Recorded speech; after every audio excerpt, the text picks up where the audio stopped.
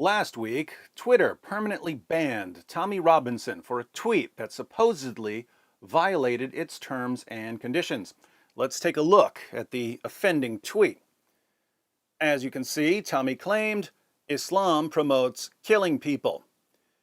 And that is something that I say every single day. In fact, as soon as I saw that Tommy got banned for saying Islam promotes killing people, I posted this tweet.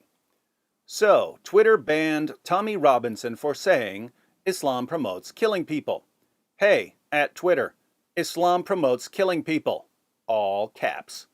Quran 9.5, 973, 9.111, 9.123, 48.29, Bukhari 29.77, 69.24, etc. I'll see the rest of you on YouTube after the sniveling Twitter thought police ban me. Oddly enough, this didn't get me banned, even though I sent it directly to Twitter. So, the next day I tweeted, "Hey, at Twitter, when Muhammad said, 'Whoever leaves his Islamic religion, kill him,' Bukhari 69:22, did he A, promote killing people, or B, not promote killing people? I'm asking for a friend since you're the new experts on all things Islamic. Thanks, cupcakes. Hashtag ban me too." Once again, I sent it directly to Twitter. It was retweeted hundreds of times, but I'm still not banned. I tried again the next day with, "Hey, at Twitter, Quran 9:111 says, 'Surely Allah has bought of the believers their persons and their property for this, that they shall have the garden. They fight in Allah's way, so they slay and are slain.' Quick question. Does slaying for Allah involve killing people? Hashtag ban me too." Still not a peep from Twitter, so I gave up on getting banned. No matter how many times, in how many different ways I say that Islam promotes killing people, Twitter just won't ban me, even though Twitter told Tommy Robinson that claiming that Islam promotes killing people violates the site's policies against hateful conduct. And this just isn't fair. Why does Tommy Robinson get special banning privileges? The little people like me can sit around day after day trying to get banned from this ridiculous site. Twitter refuses to ban us. But Tommy sends out a single tweet stating one of the most obvious and indisputable facts ever, and Twitter rolls out the red carpet for him to get off their platform so that he can spend more of his online time on a different site, one that doesn't completely, utterly, totally suck.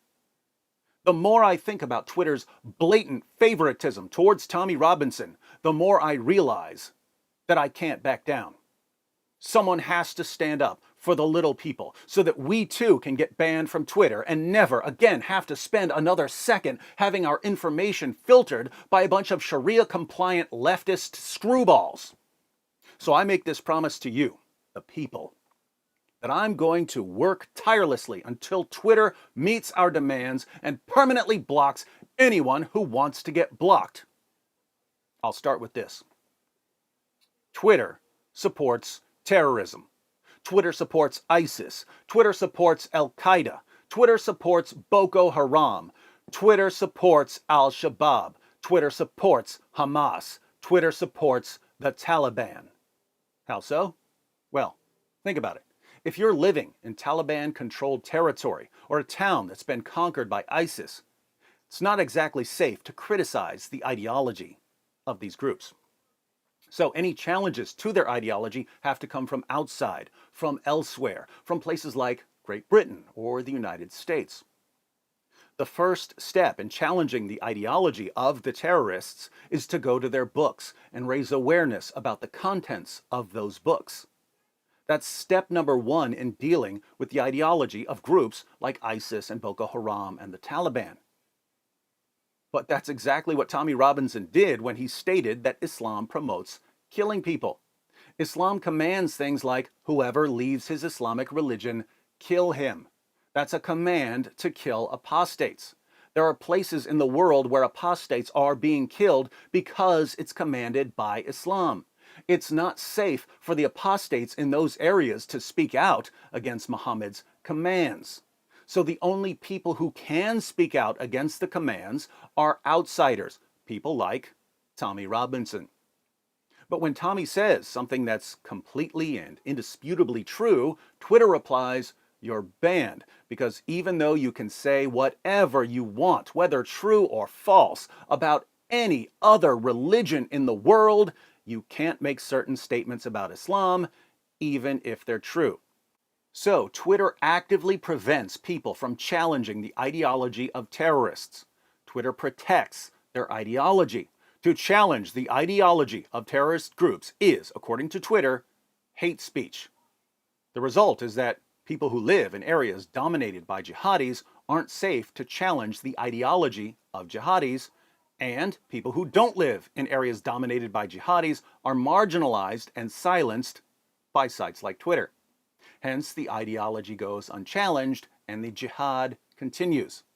Terrorists couldn't hope for better friends than Twitter and the other Western powers that shield Muhammad's commands from criticism.